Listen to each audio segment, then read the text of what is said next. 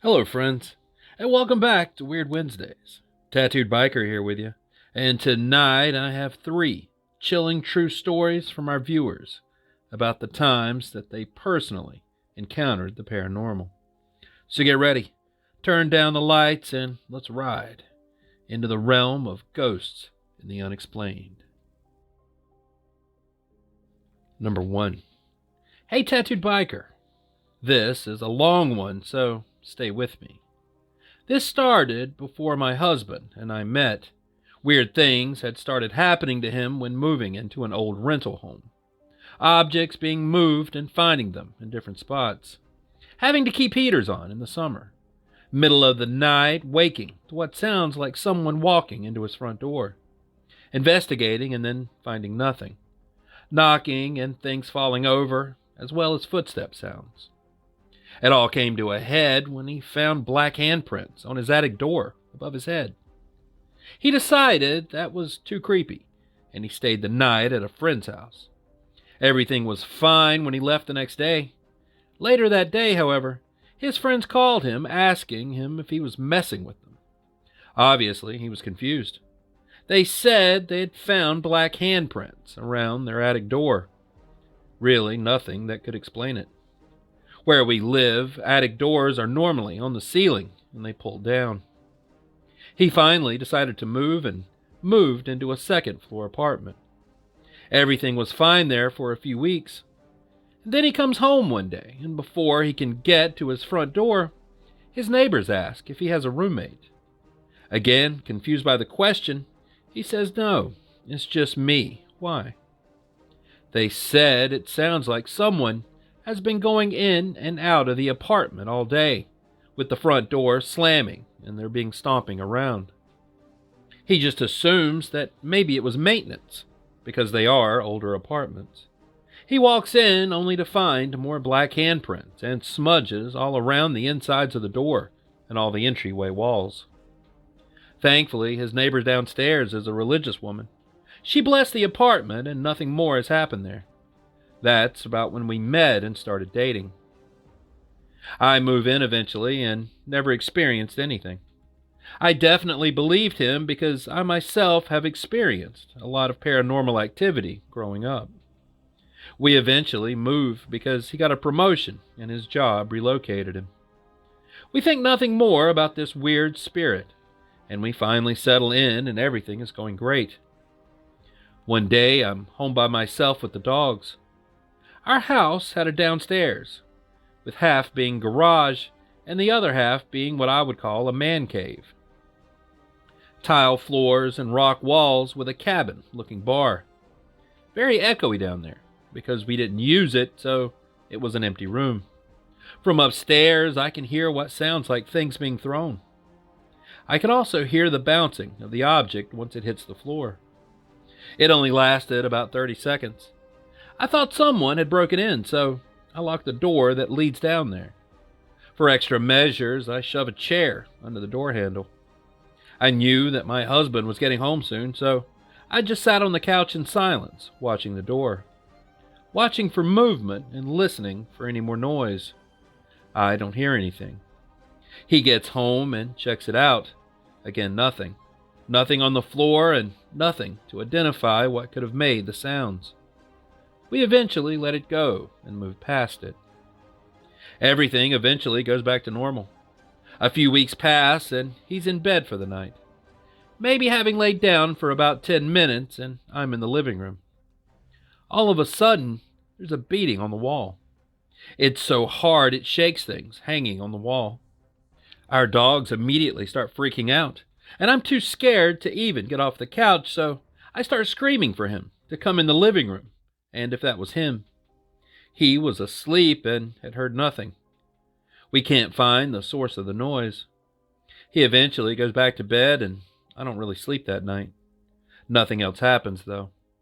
The only thing that really continued happening after that was what sounds like scratching on the walls, and I still can't explain what it was.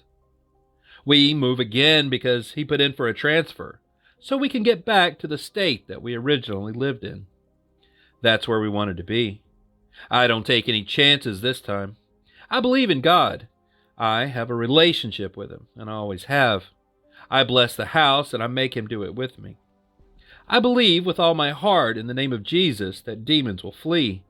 Nothing happens in that home. We lived there for several years. He eventually quits his job and gets a job closer to my family, and we move. All this stuff is years in the past, so I think nothing of it. Everything is fine for several months. One day, it's a Saturday afternoon, we both had a long week, so he ends up falling asleep in the living room, and I fall asleep in our bedroom. I wake up to go into the living room. He eventually wakes up and goes to the bathroom. Coming out, he has a weird look on his face, telling me you're messing with me. I'm clueless, so I ask him what's up. He just tells me to come there. I walk into the bathroom, and all his bathroom things are neatly stacked on the sink. And I mean everything. Shampoo, body wash, razors, anything you'd expect from someone to keep in the bathroom, neatly put onto the counter. We're baffled, so I just start praying. We calm down and go on with our lives. Eventually, more black smudges and handprints were around the attic. I had had enough, so I blessed the house. We've been living here for years now, and nothing else has happened. I think it's back, though. We've been having some financial hardship. It's causing both of us to be stressed, kind of just casting a dark cloud due to our circumstances. The other night, I'm lying in bed, and he's letting the dogs out before we go to bed. I hear banging on the wall. It kind of weirded me out, but I thought maybe it was my husband. I ask him if he dropped something or banged the wall. He just says no. I don't say anything more because I don't want to give him something else to worry about. It's now 2 a.m. here. He's asleep and a very deep sleeper at that. I walk into our bedroom and I swear I hear a very deep voice say hello in a whispered tone. At this point, I don't even freak out anymore. I am just so over it. Looking for advice, looking for someone with a similar story. Any idea what this thing really could be? And why it's got us in its grip? How does it keep coming back? Why does it keep coming back? Will it always be like this? I'm just looking for some answers. Please help, this isn't a made-up story. I wish it was fake, but it's really not. Let me also say that I've been seeing stuff out of the corner of my eye a lot lately, but I've thought nothing of it till the banging and the whisper. Thinking now I've actually been seeing something, I've also been hearing whispering when drifting off to sleep, but I've just been assuming that I'm having a dream. Now I'm not too sure. Signed, Shannon. Number 2. Dear TB, I heard about another home who someone had died in and wanted to share my story about Janice, our ghost. We bought our home before we had kids, and unbeknownst to us, there was a lady who had died in our kitchen. Our neighbor actually found her. So we move in and are just a happy young couple. When things started first happening, I would freak out. Once we had kids, things started to die down, but there have been still a few occurrences. The first thing I remember are the backyard floodlights switching on. Janice had a dog, according to the neighbors, and when we moved in, we had 3. I generally don't turn on the floodlights when the dogs go out, just the back porch. But there have been too many times when I've let the dogs in, checked the backyard, and through the window I can see that the floodlights have been turned on. I've since replaced every single switch and outlet in the house. It still happens, and the paddle switch will be flipped up when I go back down. The second one is even crazier. After we moved in, we redid the kitchen. I should mention that Janice was a hoarder, and we had a full professional clean-out before we bought it. One morning we came down, maybe a year or so after we bought the house, and there was a blue envelope on the counter with a set of lockbox keys out of nowhere. Since then, we tracked down the estate attorney and have turned those over. She told us she thought everything had been closed out, but here were keys that they didn't know about. The third thing is the Percocets. My wife and I were in a serious car crash years prior to buying the house. Because of it, she still suffers migraines. One week, I remember her having a really bad migraine, worse than normal. I wake up early and was down making breakfast on a Saturday, and my wife was going to get ready to go to some event with her girlfriends. She started screaming that morning and was like, "Did you put these on my makeup bag?" I come upstairs and ask what she was talking about. She keeps a makeup bag on the bathroom vanity. Between the vanity and the ceiling, there's nothing.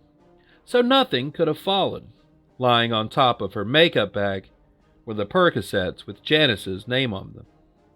Another instance is when we had our boy. We made his bedroom or nursery off of our room, which used to be her sitting room. Neighbors told us they would see her in that room, looking out the window and watching the kids play. One night I was laying down our son, and I remember the room being cold and all my hairs standing on end. Things you read about, hear, and see in the movies.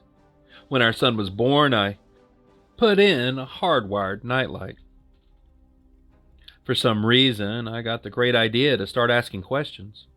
The light was on, and I asked Janice by name if she was there, if she could turn the light off. Sure enough, it went off. I asked again to confirm if she was there and if she could turn it back on. It immediately flipped on.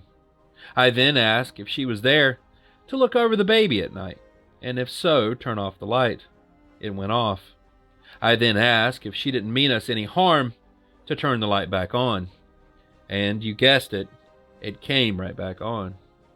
There are countless other stories of lights turning on and off, and much, much more.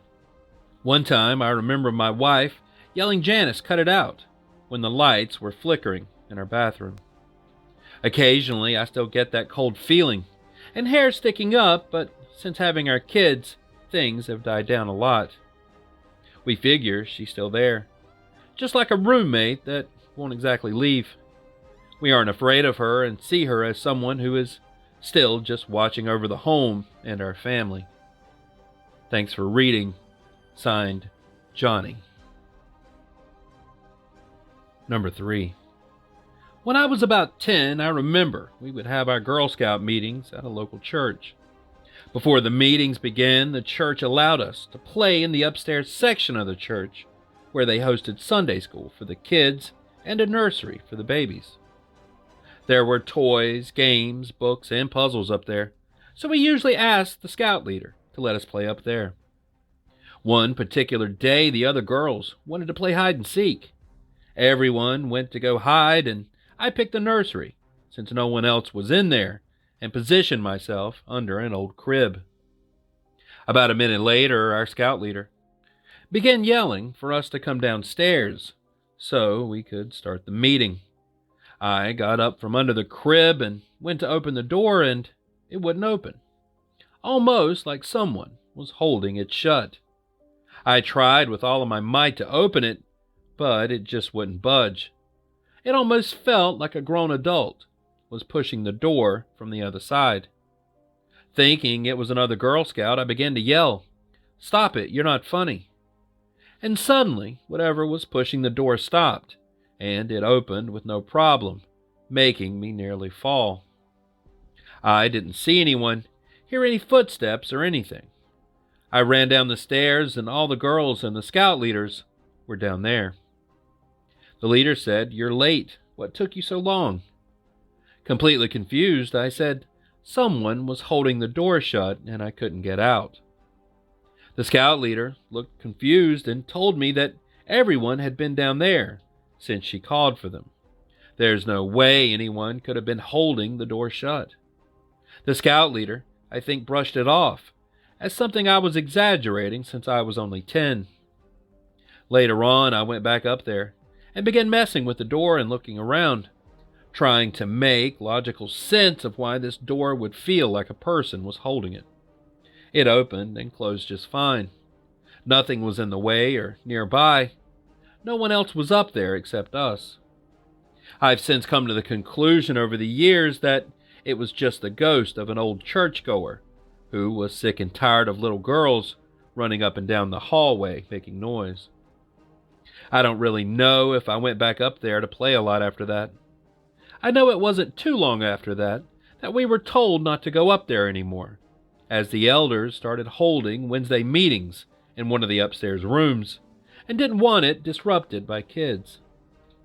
Thanks for reading. Signed, Courtney. And there it is. All I have for tonight. 3 creepy stories about the supernatural. As always, I'd love to hear your thoughts on these stories down in the comments below.